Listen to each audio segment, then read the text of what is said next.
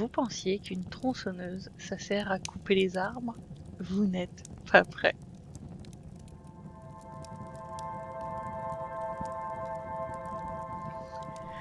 Aujourd'hui, c'est une petite vidéo sur un sujet que vous pensez connaître. Je pense que vous connaissez tous les tronçonneuses. Cet outil très pratique pour débiter des arbres, faire des sculptures sur les troncs et remplir les urgences de jardiniers du dimanche qui se sont blessés. On trouve des modèles très récents et des modèles plus anciens de tronçonneuses. Il y a d'ailleurs un monsieur français qui a une très grosse collection de tronçonneuses anciennes, mais je parie qu'il n'a pas la plus vieille. Vous commencez à me connaître, j'aime peut-être le jardinage, mais ma chaîne n'est pas liée à ça. Alors, quel est le lien entre une tronçonneuse et les curiosités médicales? Les accouchements. Pour comprendre le lien, il faut revenir à la physiologie humaine. L'humain a la particularité d'être bipède et d'avoir un bassin relativement étroit.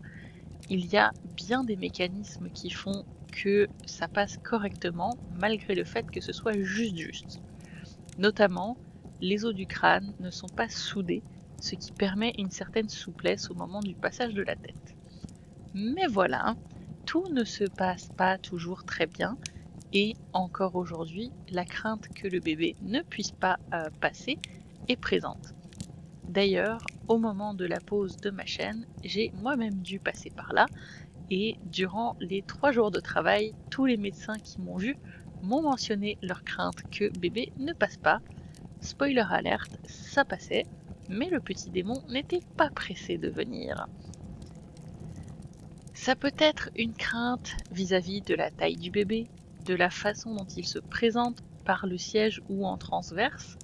Ça peut être aussi une dystocie de l'épaule. Bref, plein de situations peuvent faire que ça coince.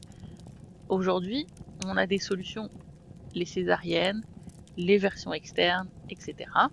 Mais il y a 1 ou 2 siècles, ça n'était pas toujours si simple. Les césariennes n'étaient pratiquées que sur des femmes décédées pour tenter de sauver l'enfant. On a commencé à suturer l'utérus qu'à partir de 1882. On rapporte avant ça quelques cas de césarienne sur des femmes vivantes qui auraient survécu, mais il faut prendre ça avec des pincettes. La première césarienne réussie sur une femme vivante en Occident daterait de 1500 par un castreur de porc ayant pratiqué la césarienne sur sa femme, car toutes les sages-femmes vues avaient jugé qu'il était impossible pour cette femme d'accoucher par voie naturelle, et donc de survivre.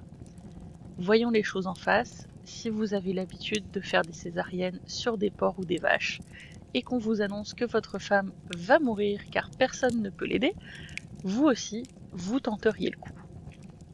Cependant, cette histoire est remise en cause par plusieurs historiens.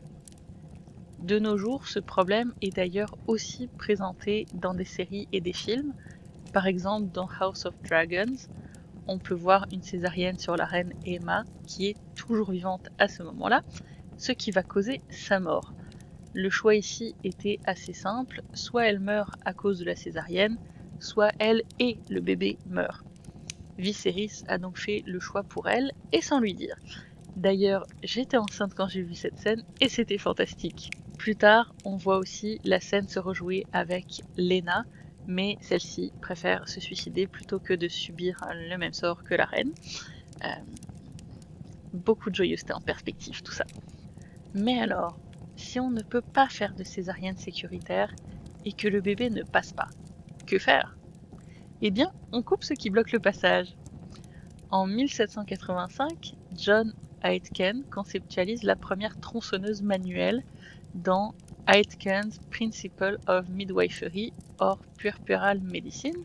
Bernard Heine, un médecin allemand, va perfectionner le concept par la suite et la première tronçonneuse à manivelle voit le jour en 1830.